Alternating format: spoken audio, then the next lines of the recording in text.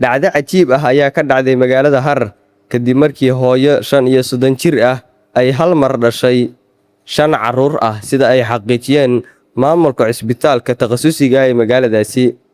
Dhaqaatiirta isbitaalka ayaa sheegay in dhammaan 5 carruurta ah ay ku sugan yihiin xaalad caafimaad oo aad u wanaagsan, isla markaana hooyaduna ay si nabad ah uga soo kabatay dhalmada.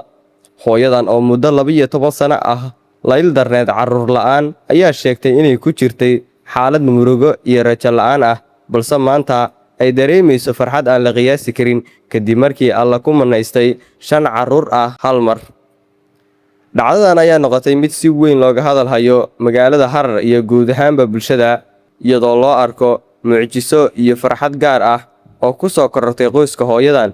Maamulka isbitaalka ayaa sidoo kale bogaadiyey dadaalada kooxda caafimaadka ee ka qayb qaatay badbaadinta hooyada iyo carruurta, iyagoo tilmaamay in tani tahay mid ka mid ah dhacdooyinka naadirka ah ee lagu arko xarumaha caafimaadka.